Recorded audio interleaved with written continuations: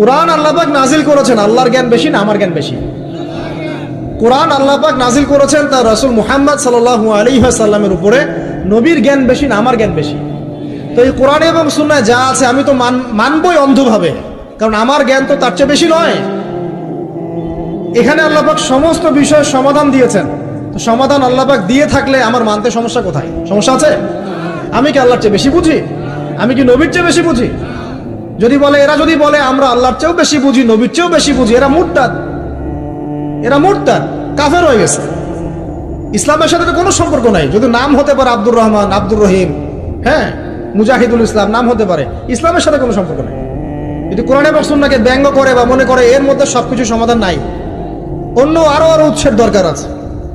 তো মুসলিমদের আকীদা হবে কেমন? কোরআন এবং সুন্নাহ আল্লাহ নাজিল করেছেন, এখানে আল্লাহ পাক মানবতার প্রতিটা বিষয়ের সমাধান দিয়েছেন, ঠিক আছে?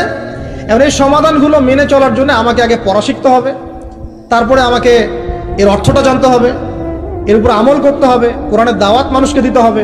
তখনই না ইনশাআল্লাহ একটা কোরআনিক সমাজ গড়ে উঠবে, তাই নয় কি? তো কোরআনিক সমাজ গড়ে উঠলে কি অমুসলিমদের অসুবিধা আছে? কোরআন তাদের স্বার্থ সর্বোচ্চ অগ্রাধিকার দিবে না? একটা অমুসলিম যদি একটা ইসলামিক স্টেটের মধ্যে নির্যাতনের শিকার হয়, জুলুমের শিকার হয়, এবং ওই জুলুম যদি কোনো মুসলিম তার উপর করে থাকে, তখন ইসলামিক স্টেটের প্রধান যিনি, যে কোর্ট এবং ল থাকবে, ওই মুসলিমকে শাস্তির আওতায় এনে বিচার করতে হবে। এত সাম্যের ধর্ম ইসলাম। আমরা আসলে ইসলাম বুঝিও না, ইসলাম পড়িও না। কিছু মানুষের কর্মকাণ্ড দেখে আমরা ইসলাম সম্পর্কে ধারণা করি, তাই না? কিছু দাড়ি টুপিওয়ালা মানুষ যদি অন্যায় করে, আমরা মনে করি ইসলাম মনে হয় এমনই। দাড়ি টুপি রেখে সিগারেট খাচ্ছে, দাড়ি টুপি রেখে আপনার সুদ খাচ্ছে, দাড়ি টুপি রেখে ঘুষ নিচ্ছে, দুর্নীতি করছে, তখন মানুষ মনে করে মুসলিমরা মনে হয় এমনই। আসলে ইসলামের সাথে কি ওদের কোনো সম্পর্ক আছে? ওদের নাম খালি আব্দুর রহমান, আব্দুর রহিম হতে পারে। তাহলে প্রকৃত ইসলামটা আপনি কোথায় পাবেন? প্রিয় মুসলিম ভাই বোন, প্রকৃত ইসলামটা পাবেন আপনি কোরআন এবং হাদিসে। ওইটা পড়ে আপনি ইসলাম সম্পর্কে ধারণা করেন। মুসলিমদেরকে দেখে ইসলাম সম্পর্কে ধারণা করার দরকার নাই। কারণ এখন আমাদের মধ্যে গর্বের বিষয় খুব কমই আছে। মুসলিমই তো দেখেন দুর্নীতি করছে, মুসলিমই ঘুষ খাচ্ছে, মুসলিমই সুদ খাচ্ছে, তা আমাকে দেখে আপনি কি শিখবেন? একজন বড় স্কলার, যিনি আগে অমুসলিম ছিলেন, পরে মুসলিম হয়েছেন, বড় দায়ী এবং আলেমও হয়েছেন, তিনি বলেছেন একটা কথা, যে আমি যদি ইসলাম কবুল করার আগে মুসলিমদেরকে দেখে কবুল করতাম, তাহলে মনে হয় আমি ইসলাম কবুল করতাম না। বরং আমি ইসলাম কবুল করার আগে কোরআন এবং সুন্নাহ ঘাটাঘাটি করে রিসার্চ করেছি, তারপরে আমি আল্লাহকে চিনেছি। তো আমাদের দাওয়াত থাকবে প্রত্যেক মুসলিম অমুসলিম সবার কাছে, যে আগে কোরআন এবং সুন্নাহটা পড়েন। এটা পড়ে আপনি দিন সম্পর্কে একটা ধারণা পাবেন। আমার ব্যবহার, চরিত্র, আমার কার্যকলাপ দেখে আপনি নাও পেতে পারেন। এটা তো সেই যুগ না যে মুসলিমদের চরিত্রের মধ্যে একটা দাগও নাই। এটা কি সেই যুগ? না। আল্লাহ পাক আমাদের সবাইকে কোরআন সুন্নাহ বোঝার তৌফিক দান করুন, এবং আল্লাহ পাক যাদের মনের মধ্যে স্বচ্ছতা আছে, অনেস্টি আছে, আল্লাহ পাক তাদেরকে হেদায়েত দান করুন, আমিন। আসুন সামনে যাই। এই কোরআন পড়তে লাগবে না ভাই? নিয়মিত পড়া লাগবে না? এর সাথে হাদিসের চর্চা করা লাগবে না? ফাজাইলে আমল বইটা বাসায় আছে? নাই? মুনতাখাব হাদিস বইটা আছে বাসায়? তারপরে ফয়জুল কালাম এই বই আছে, রিয়াদুস সালেহিন বই আছে, মিশকাতুল মাসাবি বইটা আছে। এই সব বইগুলো বাংলা হয়ে গেছে না এখন? বাসায় একটু কেনা যায় না ভাই? নাকি? আপনি তো গার্লফ্রেন্ডের সাথে খাইতে বসলে 1000 টাকা বিল হয় না? আর খাওয়ার সময় তো তারা আপনাকে খসানোর জন্যই খেতে বসে, আর আপনাকে খসানোর আগে আরো 2টাকে খসা এসে আসছে। ওই খবর তো আপনি জানেন না। যখন জানবেন তখন ব্রেকআপ হয়ে যাবে। এটা এক ট্রেন্ড হয়ে গেছে। তো এই যে টাকা পয়সা নষ্ট হয় না ভাই? চায়ের দোকানে বসলে টাকা নষ্ট হয় না? বসলে 100 টাকা যায়। টাকার কোনো দাম আছে এখন? 500 টাকার কোনো মূল্য আছে? 1000 টাকা দিয়ে কিছু হয় এখন? তো টাকার কিন্তু কোনো মূল্য নাই, কমতেছে। আরো দিন যাবে না, আরো কমবে। এটাকে আমি বলিনি আগে, বা এক শ্রেণীর স্কলার বলেন নাই? যত দিন যাবে দেখবেন আরো কমতে থাকবে। তো এখানে বলি, সাস্টেইনেবল সম্পদ কি হবে? তাহলে জমি জমা হতে পারে, গোল্ড হতে পারে, আপনার সিলভার হতে পারে, আপনার গবাদি পশু হতে পারে, ব্যবসা ইনভেস্টমেন্ট হতে পারে, সাস্টেইনেবল অ্যাসেটে আসে। তো টাকা পয়সা আমরা কিন্তু প্রচুর অহেতুক নষ্ট করে ফেলি। এগুলো জমায় বইপত্র কিনে বাসায় পার্সোনাল একটা লাইব্রেরি করা যায় না? খুব কষ্ট হবে। এটা আল্লাহর জন্য যদি করে, আল্লাহ পাক রিজিকে বরকত দিবেন না? রিজিক কি আমার হাতে না আল্লাহর হাতে? আপনার রিজিক যতটুকু আছে এটার একটা দানা না খেয়ে কি আপনি মরবেন? তাহলে আপনি যদি দিনের জন্য খরচ করেন তাহলে কি আল্লাহ আপনার রিজিক কমাই দিবে নাকি আরো বাড়াই দিবে? আমাদের সবাইকে আল্লাহ পাক দিনের জন্য খরচ করার তৌফিক দান করুন এবং পরিবারের জন্যও খরচ করবেন। আমি ওইদিকে পরে আসছি। সবচেয়ে উত্তম ব্যয় সেটাই যেটা মানুষ পরিবারের জন্য করে। মুআজ বিন জাবাল রাদিয়াল্লাহু আনহুকে নবীজি বলেছেন সাল্লাল্লাহু আলাইহি ওয়াসাল্লাম, তোমার সামর্থ্য অনুযায়ী পরিবারের পিছনে ব্যয় করবে। আপনার যদি পরিবারের পিছনে বেশি ব্যয় করার সামর্থ্য থাকে আপনি তাই করবেন, কম সামর্থ্য হলে কম ব্যয় করবেন, সামর্থ্য অনুযায়ী করবেন। আল্লাহ পাক তৌফিক দান করুন, আমিন।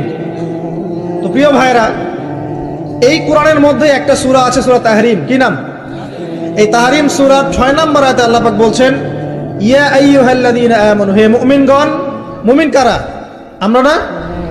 মুমিন কারা? যারা আল্লাহকে বিশ্বাস করে, রাসূলকে বিশ্বাস করে, যারা আসমানি কিতাব সমূহে বিশ্বাস করে, ঠিক আছে, রাসূলগণকেও বিশ্বাস করে, আগের রাসূলগণকে বিশ্বাস করে, পরকালে বিশ্বাস করে, জান্নাত জাহান্নাম মিজান পুলসিরাত এগুলোতে বিশ্বাস করে এবং তাকদীর বা ভাগ্যের ভালো মন্দে বিশ্বাস করে। এরা কি মুমিন না?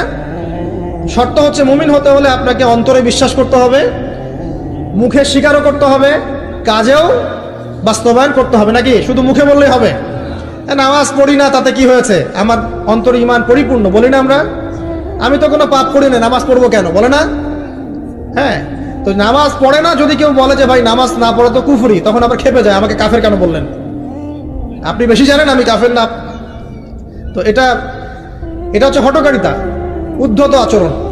তো ঈমানের শর্ত পূর্ণ হতে হলে আমলও তো দরকার আছে, নাকি? এখন আমল করতে গিয়ে আপনার কম বেশি হতে পারে, আপনি পাপ করে ফেলতে পারেন। তখন যখনই পাপ হবে উঠে দাঁড়ান, আবার ফিরে আসেন, ওযু করেন, 2 রাকাত নামাজ পড়েন, আবার তওবা করেন, আবার পথ চলেন। পাপ হবে না? পাপ হয়েছে বলে কিন্তু কেউ কাফের হয়ে যাবে না। মনে করেন ঈমানদার মানুষ পথ চলতে চলতে জিনা করে ফেলেছে, হতে পারে না? হতেই পারে। তো এখন কি সে কাফের হয়ে যাবে? না, সে বড়জোর জালেম হতে পারে, ফাসেক হতে পারে। সে তওবা করে ফিরে এসে আবার আল্লাহর খাঁটি বান্দা হওয়ার সুযোগ আছে। তো তাকে কি হত্যা করা যাবে? যাবে না। তো এই বিষয়টা খেয়াল রাখবেন যে ঈমানের জন্য 3টা শর্ত। 1, অন্তরে বিশ্বাস, 2, মৌখিক স্বীকৃতি এবং 3, কি বলেন? কাজে বাস্তবায়ন। মাশাআল্লাহ। এখন আল্লাহ পাক এই মুমিনদেরকে বলছেন যে কু আনফুসাকুম, নিজে এখন জাহান্নামের আগুন থেকে বাঁচো।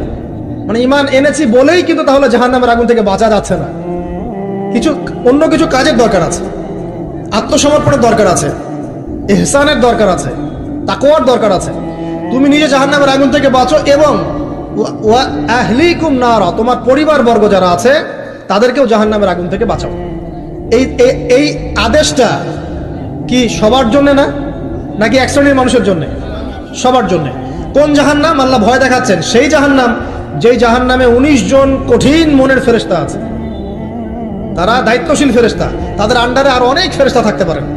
তো আলাইহা তিসআতে আশর, সেখানে 19 জন শক্তিশালী ফেরেশতা আছেন। মালাইকাতুন গিলাজুন শিদাদ, তাদের অন্তরটা খুব কঠিন। আযাব দেওয়ার সময় যাররা পরিমাণ তারা মায়া দয়া করবে না।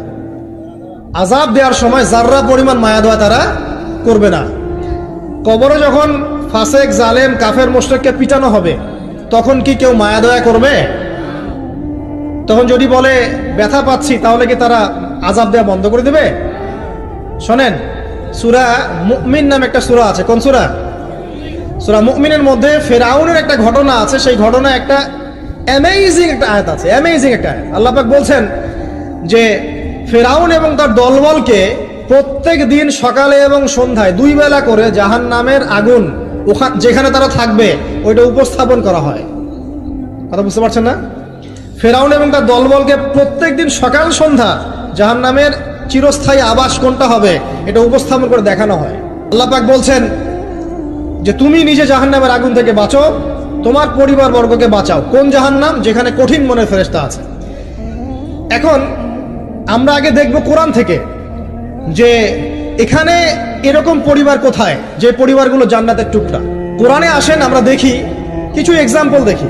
1 নাম্বার এক্সাম্পল দিচ্ছি, আদম এবং হাওয়া আলাইহিস সালাম, তারা একটা পরিবার না? আচ্ছা, তাদেরকে আল্লাহ পাক ফল খাওয়ার কারণে জান্নাত থেকে নামিয়ে দিলেন না? এই ফলটা খাওয়ার ব্যাপারে, এই গাছের কাছে যাওয়ার ব্যাপারে তাদেরকে উৎসাহিত করেছিল কে? ইবলিস ইবলিস বলেছিল যে হাল আদুল্লুকা আলা শাজারাতিল খুলদি ওয়া মুলকিন লা ইয়াবলা, হে আদম এবং হাওয়া, আমি কি তোমাদেরকে এমন গাছের সন্ধান দিব না যে গাছের কাছে গেলে তোমরা চিরস্থায়ী হয়ে যাবে এবং বিশাল রাজত্বের অধিকারী হবে। চিরস্থায়িত্বের টোপ এবং রাজত্বের টোপ, এই দুটো দিয়ে তারা আদম এবং হাওয়া আলাইহিস সালামকে ডিসিভ করেছে। এই ফল খাওয়ার সাথে সাথে আল্লাহ পাক তাদেরকে বের করে দেন নাই, বরং ফল খাওয়ার সাথে সাথে তাদের গায়ে জান্নাতের যে পোশাকটা ছিল না, এটা খুলে পড়ে গেছে। এই পোশাকটা খুলে ফেললো কে বলেন? ইবলিস, শয়তান। আল্লাহ পাক এটাই বলছেন, ইয়া বানি আদম, হে বনু আদম, লা ইয়াফতিনান্নাকুমুশ শাইতান, শয়তান যেন তোমাদেরকে ফিতনায় না ফেলতে পারে। কামা আখরাজা আবাওয়াইকুম মিনাল জান্নাহ, ঠিক যেমন করে সে তোমাদের পিতামাতাকে জান্নাত থেকে বের করে দিয়েছে। ইয়ানজিউ আনহুমা লিবাসাহুমা, শয়তান তোমাদের পিতামাতার লেবাস পোশাক খুলে ফেলে দিয়েছিল। লিউরিয়াহুমা মিন সাওআতিহিমা, যাতে করে তাদের লজ্জাস্থান উন্মুক্ত হয়ে যায়।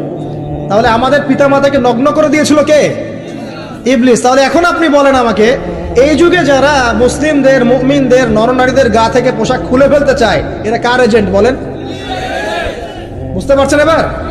এই যে নগ্নতা, অশ্লীলতার যে আন্দোলন চলছে, হ্যাঁ, হাজার বছরের সংস্কৃতি, আমরা মাদেরকে দেখেছি ব্লাউজ পরতো না, নাউজুবিল্লাহ, এই সেই, হ্যাঁ আমরা এরকমই পোশাক পরবো।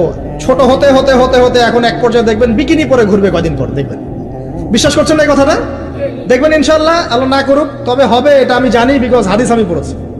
শেষ জামানায় এরকম নগ্নতা, অশ্লীলতা, বেহায়াপনা বাড়তেই থাকবে, বাড়তেই থাকবে। এবং এমন একটা সময় আসবে যে মানুষ রাস্তাঘাটে জেনা করবে। ওই যুগের সবচেয়ে ভালো ব্যক্তি হবে সে, যে তাকে গিয়ে বলবে, বাবা তুমি এইখানে জেনা করছো, ভালো, একটু দেওয়ালের পিছনে যেতে পারলা না, সে হবে ওই জমানার ভালো ব্যক্তি। আপনি হাদিসটা বিশ্বাস করলেন না? আমি নিজে হাদিস পড়েছি যে রাস্তাঘাটে মানুষ জেনা করবে। তো এই যে নগ্নতা, অশ্লীলতার যে সংস্কৃতি চলছে না, এই কাপড় খুলে ফেলার যে ট্রেন্ড এবং রেভলিউশনের দিকে মানুষ যাচ্ছে এখন, মেয়েরা স্পেশালি, এরা নিঃসন্দেহে মানুষ শয়তান, নিঃসন্দেহে। কারণ ওই যে শয়তান আমাদের পিতামাতার কাপড় খুলে ফেলেছিল, এরা তার এজেন্ট। এরা আমার বোনের গা থেকে কাপড় খুলতে চায়, এরা আপনার স্ত্রীর গা থেকে কাপড় খুলতে চায়, এরা আপনার মায়ের গা থেকে কাপড় খুলতে চায় এবং বলতে চায় এটা স্বাধীনতা। আরে বোকা মানুষ, এই পৃথিবীতে মানুষ স্বাধীন নয়, এই পৃথিবীতে কোনো মানুষই স্বাধীন নয়। মানুষ কিভাবে স্বাধীন হতে পারে? এখানে পৃথিবীতে যতদিন থাকবে মানুষ আল্লাহর দাসত্বের মধ্যে থাকবে। যে মানুষ নিজেকে স্বাধীন মনে করে সে শয়তানের তাবেদারি করে। এই পৃথিবীতে কোনো মানুষই স্বতন্ত্র স্বাধীন নয়, বরং আল্লাহ পাকের দাসত্বের অধীনে সে পরাধীন। মানুষ বুঝতে চায় না যে স্বাধীনতার ডেফিনেশন কি। আল্লাহ পাকের রুলস এবং রেগুলেশনস মেনে চললে পরে আমি তখন স্বতন্ত্র স্বাধীন, আল্লাহর দাসত্বের অধীনে, দাসত্বের বাইরে গিয়ে নয়। আর আল্লাহ পাকের দাসত্বের 5 পয়সা পরোয়া না করে নিজেকে যদি স্বাধীন মনে করে, সে তো শয়তানের চেলা। কথা কি বুঝতে পারছেন? আসেন, এই যে আমাদের পিতামাতাকে ওখান থেকে নামিয়ে দেওয়া হলো, তারা দুজন কিন্তু এই পৃথিবীতে যে কষ্টের জীবন তারা কিন্তু একসাথে অতিবাহিত করেছেন, করেন নাই? তো এই যে কষ্ট, দুঃখ, একসাথে পথ চলা, স্বামী স্ত্রীর এই যে একটা বন্ধন, মায়াবী একটা হৃদ্যতার বন্ধন, এটাই হচ্ছে পরিবারের ভিত্তি। আমি আদর্শ পরিবারের দিকে যাচ্ছি আস্তে আস্তে ইনশাআল্লাহ। কোরআন থেকে আপনাকে কয়েকটা দলিল দিচ্ছি। এবার দেখবেন তাদের সন্তান হাবিল কাবিল, ও যে কি হলো, কাবিল হাবিলকে, করেন নাই? কাবিল হাবিলকে হত্যা করলো। এখানে হত্যার মূল কারণ কি ছিল? হিংসা। কাবিলের কুরবানি কবুল হচ্ছে না, হাবিলেরটা হচ্ছে। তার মানে বুঝলাম পৃথিবীতে ফাসাদ ছড়িয়ে পড়বে, পরিবারে ফাসাদ ছড়িয়ে পড়বে, তার অন্যতম একটা কারণ হচ্ছে ঈর্ষা বা হিংসা। আসলে ঈর্ষা হিংসা এক জিনিস নয়, এখানে মূল কারণ হচ্ছে হিংসা। তো আমাদের পরিবার জান্নাতের টুকরা হবে ইনশাআল্লাহ যদি স্বামী স্ত্রীর মধ্যে হিংসা না থাকে, পরিবারের সদস্যদের মধ্যে পরশ্রী কাতরতা না থাকে। একটু মনোযোগ দেন। তারপরে সামনে যান। ওই যে নূহ আলাইহিস সালামের নাম শুনেছেন? আচ্ছা, কত বছর দাওয়াত দিয়েছেন বলেন? এই তো মাশাআল্লাহ 950 বছর। 950 বছর দাওয়াত দেওয়ার পর 40 বা 80টা পরিবার ইসলাম কবুল করেছে। বাকিরা আল্লাহ পাকের গজবে ডুবে গেছে। এখন ডুবে যাওয়ার মধ্যে কি তার ছেলেও ছিল না? নূহ আলাইহিস সালাম আল্লাহকে বলছেন, আল্লাহ ইন্নাহু মিন আহলি, সে আমার পরিবারের একজন, তাকে হেফাজত করে বাঁচাও, আল্লাহ মাফ করে দাও। আল্লাহ পাক বলছেন লাইসা মিন আহলি, সে তোমার পরিবারের কেউ না। এখান থেকে আরেকটা দলিল দেই। লুত, কওমে লুতের নাম শুনেছেন? ওটা সমকামী, ছেলে ছেলে বিয়ে করে, যেটা এখন ছড়িয়ে পড়ছে দিন দিন। প্রতি 10 জনের মধ্যে নাকি একজন এখন মনে করে যে ছেলে ছেলে বিয়ে করা যায়, নাউজুবিল্লাহ। এবং এর এর এই সভ্যতাটার ধারক বাহক হচ্ছে পশ্চিমারা। ওখানে অনেক আগেই এগুলো চালু হয়ে গেছে। আমেরিকাতে তো চালু আছেই, ব্রিটেনে আছে, কানাডায় আছে, অস্ট্রেলিয়া আছে, আমাদের ভারতেও আছে। আর দিন দিন এখন এটাই যে আমাদের সাবকন্টিনেন্ট বাংলাদেশ এখানেও ঢুকে পড়েছে, এবং এদের সংগঠন আছে, এদের পতাকা আছে, পতাকার মধ্যে রংধনুর সাইন আছে। হ্যাঁ, এরা এখন বাক স্বাধীনতার কথা বলে। তো ছেলে ছেলে কিন্তু মেয়ে মেয়েও যে বিয়ে করে এটা কোরআনে পাই না। তো এখন দেখছি মেয়ে মেয়েও বিয়ে করে। কথা কি বিশ্বাস করছেন না? মেয়ে মেয়ে পর্যন্ত বিয়ে করে। তারপরে আরো দেখেছি ইদানিং যে লিভ টুগেদার চলছে বাংলাদেশে। এখন বিয়ের দরকার নেই, একসাথে থাকবেন, বিয়ের দরকার নেই, মানে আপনি একজন বান্ধবী একসাথে চলবেন স্বামী স্ত্রীর মতো, এটা লিভ টুগেদার। বলবে যে উন্নত সভ্যতার এগিয়ে গেছে, আমরা পিছিয়ে থাকবো কেন? শোনো, তোমরা আগাচ্ছ ঠিকই, কিন্তু তোমরা আগাচ্ছ কোন দিকে জানো? তোমরা আগাচ্ছ জাহান্নামের দিকে। তোমরা জাহান্নামের দিকে আগাচ্ছ। তোমরা ঠিকই আগাচ্ছ, অস্বীকার করছি না, তোমরা এগিয়ে যাচ্ছ ঠিকই, বাট জাহান্নামের দিকে। তোমাদের তাকদীরে যদি হেদায়েত না থাকে, জাহান্নামের মর্মান্তিক আযাব থেকে কেউ বাঁচাতে পারবে না। তো এই কওমে লূতকে আল্লাহ পাক ধ্বংস করেছে নির্মম ভাবে। ফেরেশতাদের পাখা দিয়ে পুরো জাতিটাকে তুলে, ওই যে কওমে লূত জর্ডান ডেড সি ওই জায়গাটা, উপর থেকে পাথর বর্ষণ করে রজম করে উল্টা দিকে আবার দফন করে দেওয়া হয়েছে। এই কওমে লূতের নবীর নাম ছিলেন লূত আলাইহিস সালাম, ঠিক আছে? তার স্ত্রী পর্যন্ত কিন্তু ঈমান আনেন নাই, ঠিক নূহ আলাইহিস সালামের স্ত্রীর মতোই। নূহ আলাইহিস সালামের সন্তান স্ত্রী ঈমান আনে নাই, লূত আলাইহিস সালামের স্ত্রী ঈমান আনেন নাই। এবার এখান থেকে আমাদের পারিবারিক হেদায়েতটা কি বলেন?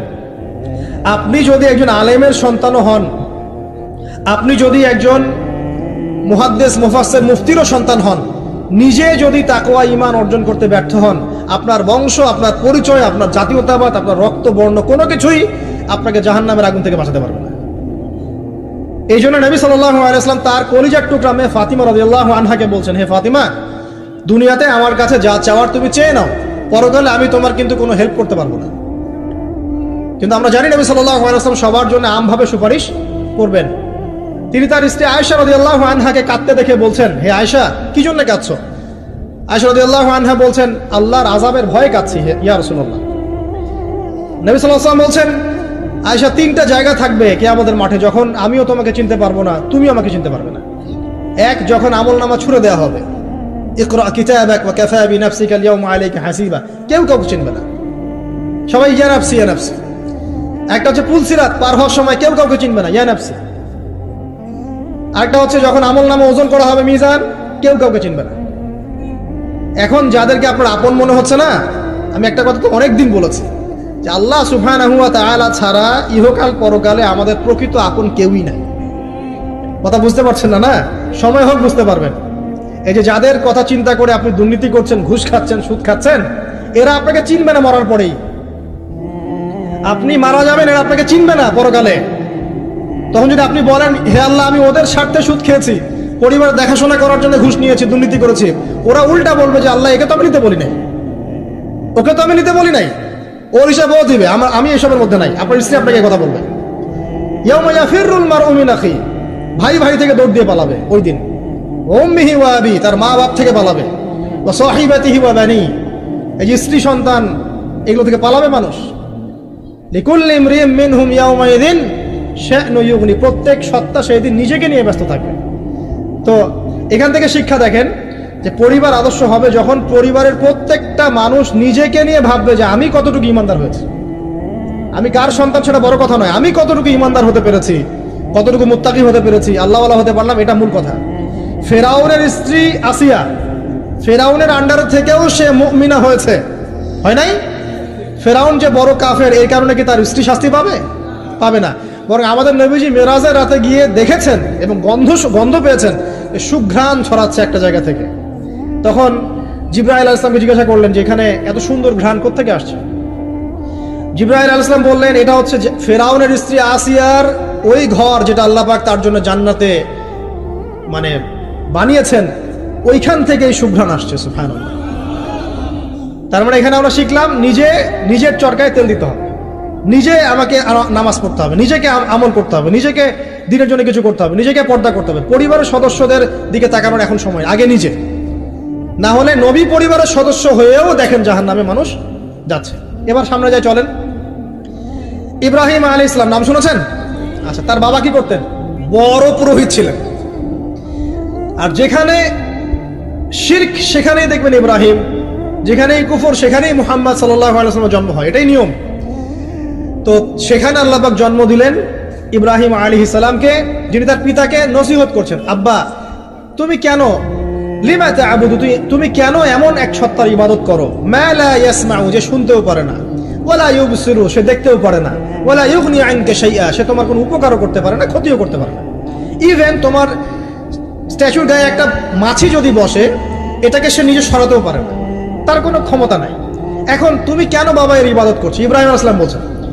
তখন তার বাবা বলছেন, আনতা রাগিবুন আন আলিহাতিনা ইয়া ইব্রাহিম, হে ইব্রাহিম তুমি কি আমাদের এই উপাস্যদের থেকে মুখ ফিরাচ্ছ?